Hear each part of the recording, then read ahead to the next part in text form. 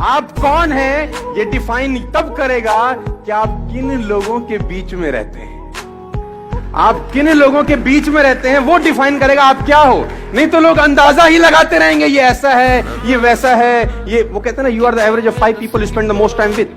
आप उन 5 लोगों का एवरेज होते हैं जिनके साथ आप जीवन बिताते हैं। दोस्तों, मैं आपको बताना चाहूंगा, फ्रॉम द लास्ट 15-16 ईयर जो भी मैंने अचीवमेंट अपनी लाइफ में छोटा मोटा किया है, from a scooter to S class Mercedes, मैं इसलिए बता रहा हूं क्योंकि ये एक ऐसी हैबिट है जो अगर आप डेवलप कर सके, और वो है अच्छी संगत की हैबिट। देखो, आप कुछ भी कंट्रोल कर सकते हो, लेकिन थॉट्स कंट्रोल करना बड़ा इंपॉसिबल काम होता है यार।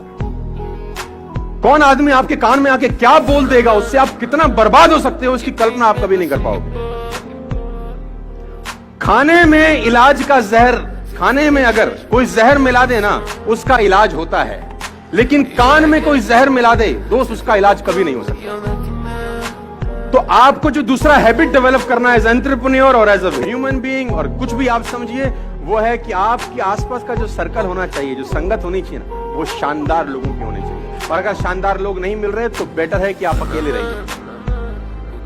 और ये एक ऐसी क्वालिटी है, अगर आप डेवलप कर सके तो आपको कहीं से कहीं तक पहुंचा सकती है। आपकी संगत डिसाइड करती है आपका फ्यूचर क्या होगा। मैं आपको बता दूं, अगर आपके ग्रुप में 8 लोग हैं जो फिटनेस को लेकर बड़े जिज्ञासु हैं और फिटनेस को लेकर बड़े मोटिवेटेड रहते हैं, मैं गारंटी के साथ कह सकता हूं आपका पेट निकला ही नहीं होगा। चैलेंज है। और लेकिन अगर आपकी संगत में सब रहते हैं आड़े टेढ़े, आपका भी 15-20 दिन बाद हाल वही होने वाला है। A people is known by the company, सुना ना आप लोगों ने डालोगे, है ना? आदमी की पहचान उसकी संगत से होती है। देखो, और सारा का सारा खेल संगत का है। हम उस दिन भी तो सेकंड हैबिट आपको डेवलप करनी पड़ेगी, और वो हैबिट है हैबिट ऑफ गुड कंपनी। और देखो, बैड कंपनी आपको नुकसान करेगी। अब पता कैसे चलेगा गुड है कि बैड? बड़ा अच्छा क्वेश्चन है ये, किसी ने मुझसे पूछा। अब किसी के माथे पे लिखा होगा गुड है, मैं आपको बता देता हूं, बड़ा सिंपल फिलॉसफी है।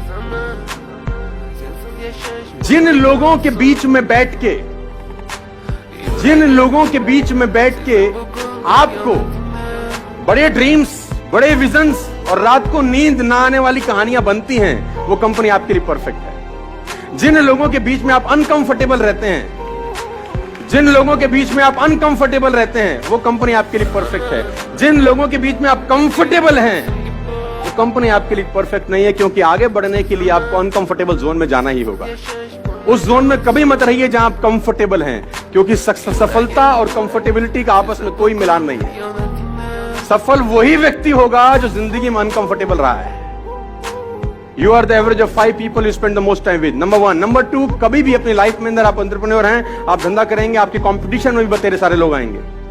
कभी भी एक बात गांठ बांध लीजिए, किसी भी सफल आदमी की बुराई मत करना अपनी जिंदगी में, आप फेल हो जाएंगे।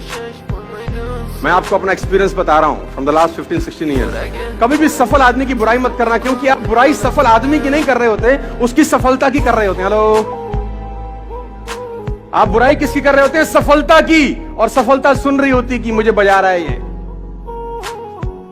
सफलता बोल रही है इसके पास जाने की जरूरत नहीं है। भाई, कभी भी जिंदगी में किसी सफल आदमी की बुराई मत करो। Always join a harder group, they will take best of to. हमेशा हार्ड ग्रुप में ही रहिएगा सर। आप उस ग्रुप में रहिए जो आपसे हार्ड निकलवा सके। वो स्मार्टर ग्रुप में मत रहिए कि जहां आप सबसे स्मार्ट हो। देखिए, बड़ा सिंपल फिलॉसफी है। आप अगर 5 लोगों के नेटवर्क में रहते हैं और आप सबसे ज्यादा पैसा कमाने वाले हैं उन 5 लोगों में, अगर आप 5 लोगों के बीच में रहते हैं और आप उन 5 लोगों में सबसे ज्यादा पैसा कमाने वाले हैं और सबसे ज्यादा नॉलेज कमाने वाले हैं, तो उस ग्रुप को तत्काल छोड़ दीजिए, क्योंकि वो लोग आपका फायदा उठा रहे हैं, आपका नुकसान हो रहा है। अगर आप 5 लोगों के बीच में हैं जिसमें सबसे ज्यादा नॉलेज आपके पास है, लेकिन आप चौधरी तो रहेंगे उसमें, है ना? उसमें आपको कंफर्टेबिलिटी है कि सामने वाला कुछ भी पूछेगा, आपके बाद हमें सब पता है भाई, लेकिन आपका लॉस है, आपकी ग्रोथ नहीं होगी। आपकी ग्रोथ वहां होगी, उस ग्रुप में होगी जिसमें आपके पास सबसे कम नॉलेज है। सीखने का मजा सबसे ज्यादा वहीं होगा जहां आपके पास नॉलेज। बात समझ में आई?